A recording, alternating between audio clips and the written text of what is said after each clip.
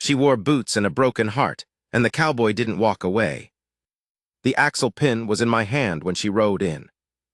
I remember that.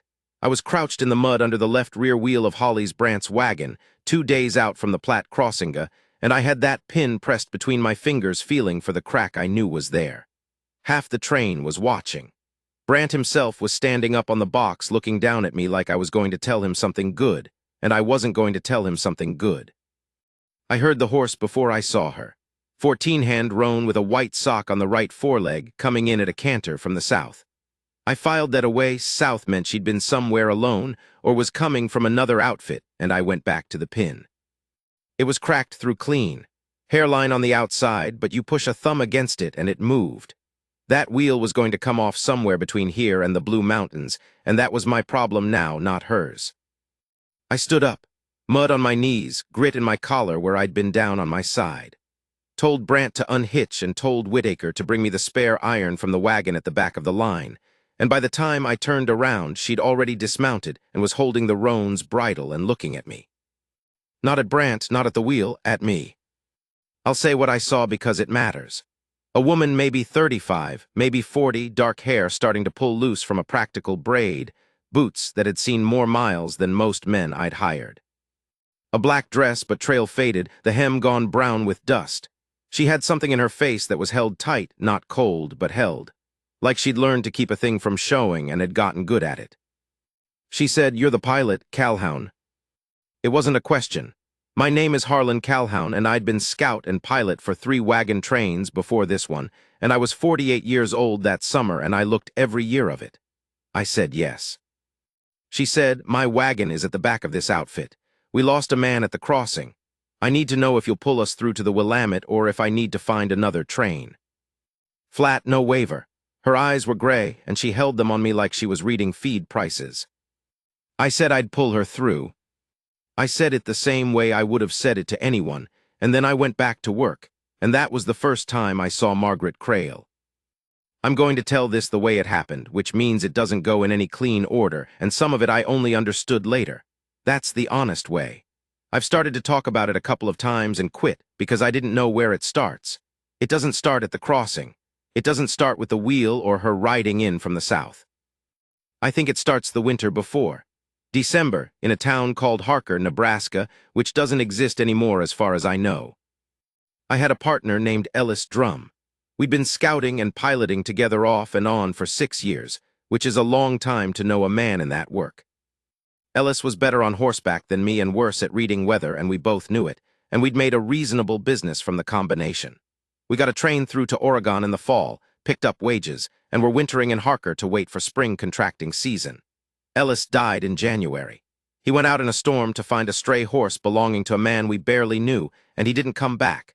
We found him 2 days later when the ground cleared. Frozen, maybe 100 yards from shelter he hadn't seen in the white. That's all, no drama in it. A man went out in bad weather to help a stranger and died, and that was that. I sat with it through the winter in a rented room above a dry goods store, and I'm not sure I ate a whole meal the entire time. Come March, I was hired for the Brandt train, 18 wagons, 60-odd people, one of the later trains that season, and I showed up at the staging ground and I did my job because that's what I knew how to do. But something had gone wrong in me somewhere and I hadn't told anyone, and I don't think I'd fully admitted it to myself. You can keep moving without being alive. I had learned that. The Brandt train was 3 weeks out of Council Bluffs when Margaret Crail joined it.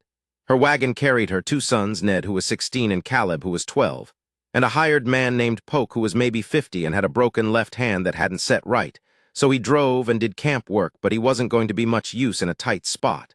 Her husband had died the previous autumn. Fever. She told me this without much ceremony, 3 days after she arrived, when she came to find me at the evening fire to ask about the terrain ahead. I gave her the information she asked for.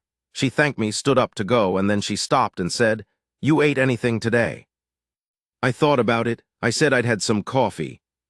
She looked at me for a moment, not with pity, I want to be precise about that. It was more the way a person looks at a thing that's slightly wrong, a fence post that's leaning. She didn't say anything else. She left. The next morning there was a biscuit and a folded piece of bacon on the rock I used to sit on when I was marking my maps, just sitting there. Nobody claimed it and I didn't ask. I ate it. That happened 3 or 4 more times in the next week. Never when she could see me pick it up. The terrain opened up after the plat, which it always does, and in the opening up it shows you how small you are.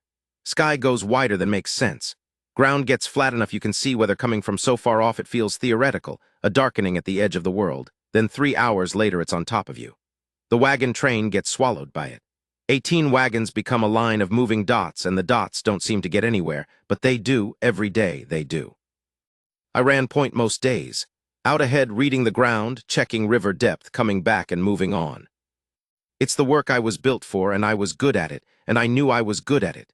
And none of that helped anything, because when you're out ahead of everyone else, you're alone. I'd been alone a long time. Before Ellis died, I hadn't noticed it the same way. You can be alone and have a thing that holds you, a partner, a plan, something. When the holding thing goes, the alone is a different alone. Nights I'd sit at the edge of the camp and listen. Cattle lowing, a baby somewhere, the creak and settle of wagons, voices, the sounds of people who had reasons to be places, people with futures in front of them they could name. I was 50 miles ahead of all of them in my mind already, reading the next river crossing, moving the next obstacle, and I hadn't thought past the end of the trail in years. Hadn't needed to. The trail was enough. But it wasn't anymore.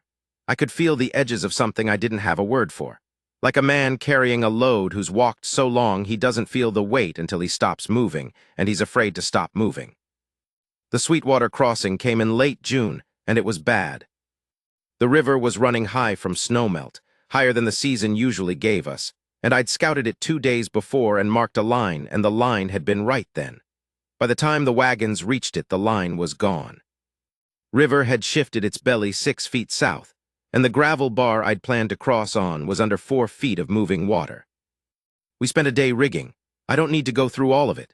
Ferry lines, cattle upstream to break the current, 3 men in the water at the crossing point with ropes.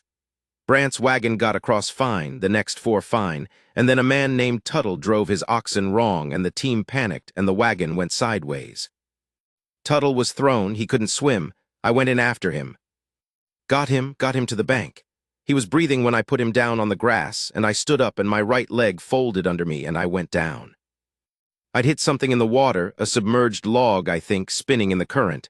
I hadn't felt it at the time. I felt it now. My thigh up high near the hip, something wrong in the muscle. I could walk on it but not right. 2 men helped me to the bank. I sat on the grass. The crossing was half done, 8 wagons still on the wrong side. Margaret Crail was there. I don't know when she'd moved to the front of the line. She was crouched in front of me with her hands on my face, and she was looking at me the way she did, reading me, the fence post look, and she said, "Can you ride?" I said yes. She said, "Tell me the line." I looked at her. She said, "Tell me the line, the crossing. I'll take your horse across and call it from the saddle. You tell me what to look for and I'll look for it." Now, here's the thing about Margaret Crail. She could ride, I knew that. I'd watched her on the trail, not showing off, not making anything of it, just a woman who knew horses from the ground up and sat a saddle like she'd been born in one. Her husband had run a horse ranch in Missouri, and she'd worked it alongside him. This was not a town woman, but the Sweetwater running high was not a crossing for a lone rider calling guidance across 100 yards of noise. I said so. She said I didn't ask if it was smart. I asked what to look for. Ned, the older boy, was standing behind her. 12-year-old Caleb was over with the wagons being kept back by Polk.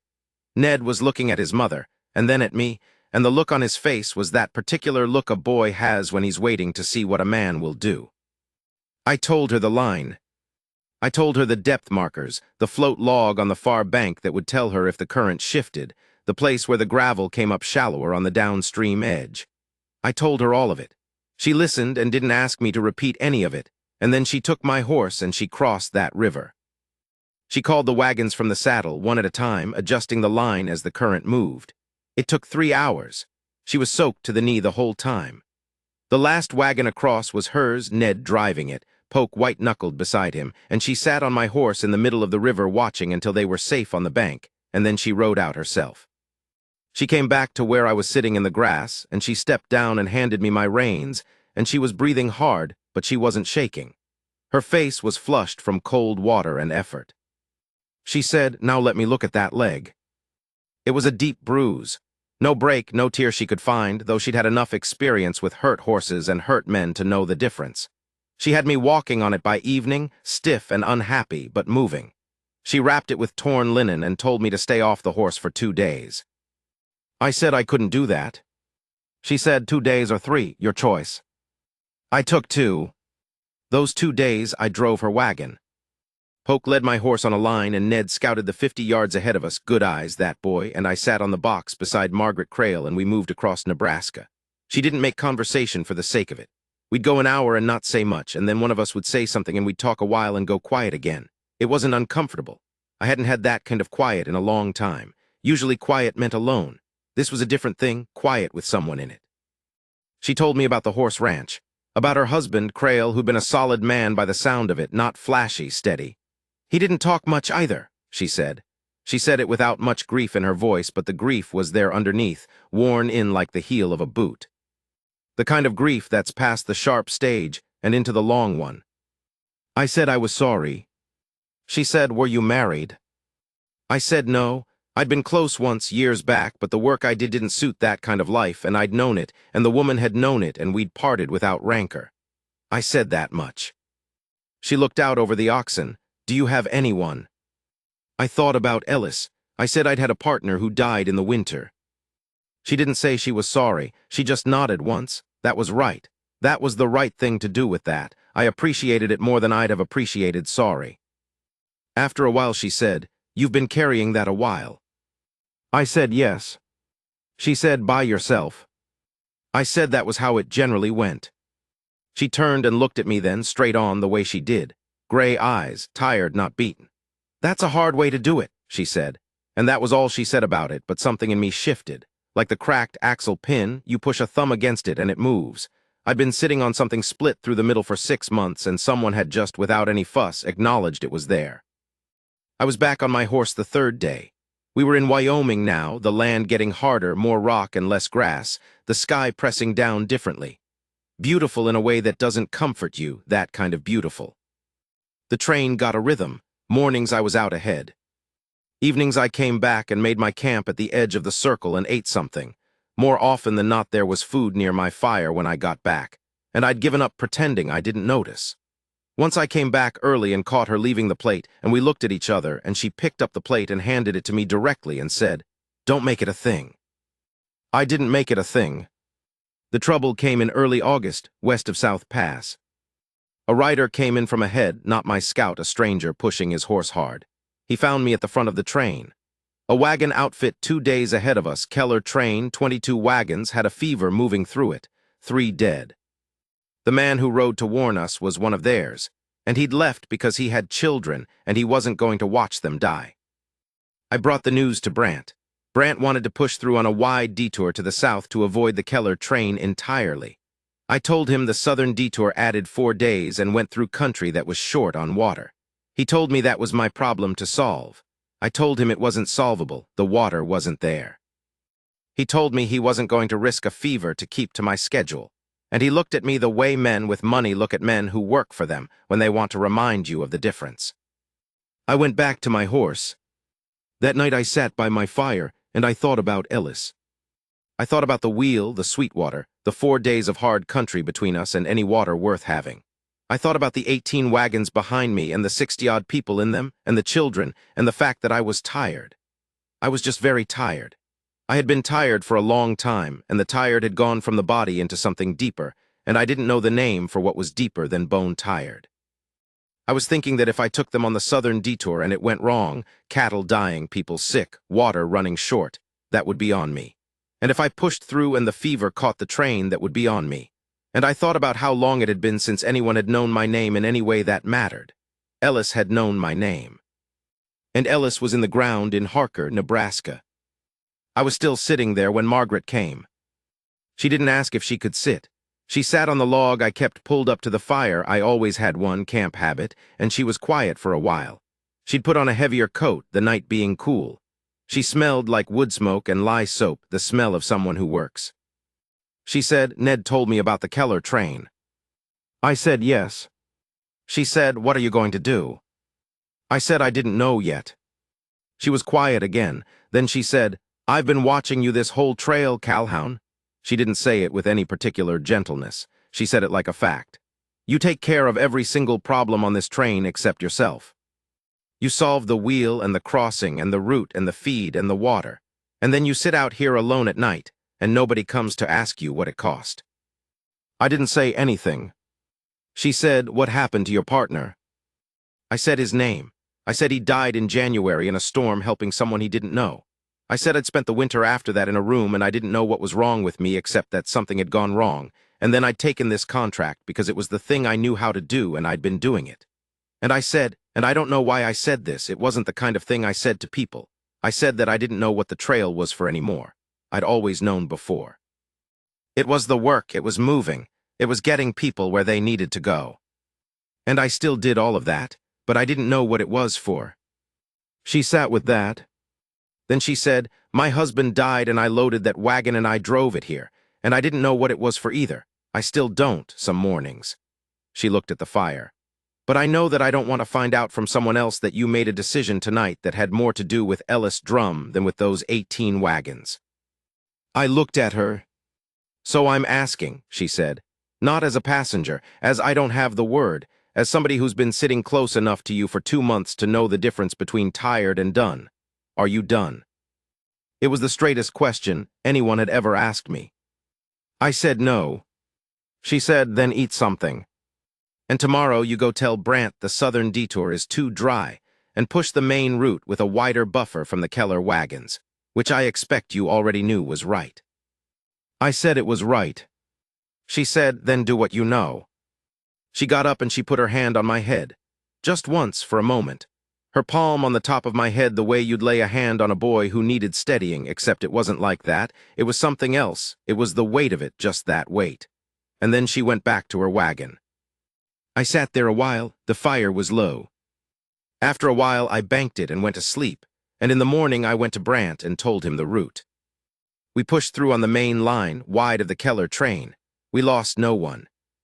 The Blue Mountains in September. I'd brought trains over them before, and it never got easier, the grades going down the far side wicked enough that you had to rough lock the wheels and let the wagons slow themselves on the drag, the oxen bracing back against the weight. I showed Ned how to rough lock, and he did it right the first time. Good boy. Going to be good at things, I could tell. We brought all 18 wagons down. The Willamette Valley opened up green after the mountains, a green that hits you after all those miles of brown and gray and dust, and I remember the feeling of it, not joy exactly, more like recognition. Like the land saying, yes, this is what it was for. The train broke up over a week, families moving out to their claims, wagons pulling off one by one. Brant paid me at the end and was civil about it. I took the money and didn't have a thought in my head about what came next. Spring contracts were months away. I had no room, no plan, no particular direction. The Crail wagon was one of the last. Margaret's land grant was on a creek south of the main settlement. She'd corresponded with a land agent the previous winter and had a parcel picked out, timber on the north side and a flat stretch along the creek for pasture. She drove out to it herself. I rode alongside because I was going south anyway, and because I'd told Ned I'd help him read the survey pins. The land was what she'd hoped for. The creek ran clear and cold, and the flat was maybe 10 acres of good ground. There was a stand of Douglas fir on the ridge that I could hear her already thinking about in terms of lumber. She stood in the middle of the field and looked at it with her hands on her hips, and Ned stood beside her, and even Caleb was quiet for once. Polk said, "So this is it then?" She said, "This is it." I helped them get the wagon off the track and situated for the first night. Built a fire. We ate some of the trail provisions, beans and salt pork, nothing special. And it was the last night before she was a woman with land and a thing to build and a direction, and I was a man with a horse and a wage in my pocket and no particular direction at all. She came and sat beside me at the fire again, same as she had all those nights back on the plains. Same wood smoke smell, same practical boots near the coals. The boys were asleep in the wagon. She said, "What do you do now?" I said I didn't know, wait for spring, maybe winter in Portland. She was quiet. Then she said, "I've got 10 acres of ground and 2 boys and 1 hand that doesn't work right, and I know how to run a horse ranch. I also know I cannot do it alone. and I've spent 4 months watching a man who knows how to do about 15 things I need done. I looked at her. She looked back, same way she always looked, straight, reading, no pretense. I'm not asking you to stay forever, she said. I'm asking you to stay through winter, help me get the frame up and the pasture fenced. In the spring, if you want to go take another train, you go. But I need someone who won't run off the first time something gets hard, and you are the first man in a long time I've been sure of that. A man she was sure of. I turned that over. I said I never built much, scouted, piloted, not much building. She said, Ned's good with a saw. Poke can show you what he knows. I'll tell you what I need, you'll figure out the rest. A pause. You figure things out, I've seen it. I said I could get a room in town. She said you could. She wasn't arguing, she let it sit. I thought about the room in Harker, the winter in that room. I thought about the log I'd kept pulled up to every fire I'd made for 4 months, and who had used it. I said through winter. She nodded, through winter. She held her hand out across the fire. The way a man does when he makes a deal, the same way. I looked at it and then I took it. I'll tell you what through winter came to, but it's not a long story. The frame went up in October, which is faster than it sounds, because Ned was in fact good with a saw and poke, had more in him than I'd credited, and because Margaret had a clear picture in her head of what she wanted, and was not shy about saying when something was wrong. The walls were up by November, and the pasture fence went in through the cold, post by post, and my hands got used to the work in a different way than they'd been used for years. Not gripping reins, not reading map paper, but the weight of a maul, the drag of wire. I slept in the barn the first month, moved into the house when there was a house to move into. Caleb, the younger boy, had decided I was his. I don't know when this happened. One day I turned around and he was at my elbow wanting to know what I was doing and why, and I answered him, and then I looked over an hour later and he was still there. He was like that with anything that interested him, absolute and quiet. He reminded me a little of myself at that age, except I hadn't had anyone with patience enough to answer. Ned was different, older, more reserved, watching. He was the man of the house in his mind, and he was figuring out what to do with me. I didn't push it. I just did the work and made sure he could see I wasn't going anywhere and wasn't trying to replace anything. One evening in December, hard frost, we'd worked late finishing the tack room. He came and sat down next to me on the fence rail and said, "You're going to stay." Not a question, I said, "I expect I am." He said, "Good." And that was all. Spring came. The land agent's office in Portland had 3 contracts waiting for me. I read the letters and wrote back that I was unavailable for the season. I helped Margaret start the first of her horses. She'd traded for 3 mares in December, a stallion in February from a man coming through who was selling out. She knew horses the way I knew trail in the muscles, not just the head. Watching her work a green horse in the frost was something. She was patient in a way that had iron in it. The horse knew the difference. The morning I wrote back to Portland, I left the letters on the table and went out to start the morning chores. She came out a little while later and picked them up and read them without asking, set them back down, poured coffee and handed me a cup.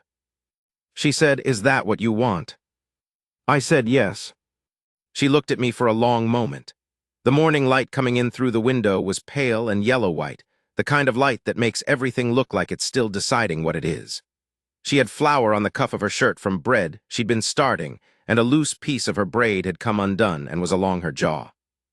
She said, "You're a different man than you were at the Platte crossing." I said I supposed I was. She said, "You were going under and you didn't know it." She said it plain, no accusation in it. "That night by the fire, when you asked yourself what the trail was for, you were close." I knew she was right. She put her hand on my face. The same weight again, that weight she had, that particular quality of a hand that means it and puts itself there deliberately. My jaw, her palm, looking at me the way she looked at things she'd decided about. "I need you to know I see you," she said. "Not what you do, you, the man who lost his partner and kept moving because he didn't know how to stop. The man who carried a whole train through and sat alone at the edge of the fire every night." Her thumb against my cheek. "I see all of that. And I want all of that here." I put my hand over hers where it was on my face. I didn't say anything for a minute. The bread smell from the kitchen, the horses moving in the pasture. Caleb's voice starting up somewhere in the yard, calling for the dog. I said, "I'm not easy company." She said, I didn't ask for easy. I said, I'm going to make mistakes on this land. I'm not a rancher. I'm a man learning to be one. She said, I know. I've been watching you learn things your whole life. You do it well. That sentence. A woman who'd watched me for 4 months on the hardest kind of ground there is, saying that I did things well, not from flattery, from what she'd seen. I have been told things by people, things about my work, my tracking, my reading of terrain. But this was not that. This was a woman who'd seen the cracked pin, the bad wheel, the bad crossing, the night by the fire when I didn't know what the trail was for, and she was telling me she saw all of it and she was staying. That is what I want you to understand about Margaret Crail. That was 18 years ago. The ranch is 40 acres now. We run about 60 horses in a good year. Ned manages the north pasture. He's married and has 2 boys of his own, and he is in fact as good with his hands as I thought he'd be. Caleb went to school in Portland, which was the right thing for Caleb, and he comes back in summers and takes the run of the place like he never left. I don't take contracts anymore. Haven't in 15 years. There was a man through here last spring looking to hire a pilot for a train going up to the Washington Territory, and he'd heard my name from someone and he stopped by to make the offer. Good money, interesting country. I told him I was busy. He looked at the ranch, good fence, healthy horses, the house with smoke from the kitchen, and he looked at Margaret on the porch and he said, You got all this from one train season. I thought about it. I said, from 2 days on a wagon box. He didn't understand what I meant, and that was fine. She's at the fence right now, working the young gray that came in last month. I can see her from where I'm sitting, through the kitchen window in the morning light. She's not doing anything dramatic, just moving the horse in a circle, patient and sure, that iron patience that doesn't look like effort. Some things I know the way I know terrain. I knew the Platte crossing, knew the Blue Mountains on a December morning, knew the sound of a cracked axle pin. I know this land now the way I used to know trail in my feet, my hands, my sleep. And I know what she did for me, not in a soft way, in the hard way, the real way. She came and sat down on a log on the worst night I can remember, and she asked me if I was done, and I said no, and then she made sure I meant it. I was going under. She didn't let me. There isn't a word I have for that. I've been a man with words for terrain, words for weather, words for the lie of land and the depth of a river. I don't have the word for what it is when a woman with her own grief and her own 2 boys, and a cracked-up hired hand, and everything she owns in one wagon sits down next to you at your fire and decides you're worth her time. I just know that she did. And I didn't walk away. The gray is listening to her now. I can see it in the set of the horse's ear. He stopped fighting and started paying attention, and that's the whole thing, that's the whole job, the moment something stops fighting what it is and just pays attention to the person who stayed. I'm going to go help her with the afternoon feeding now. That's all.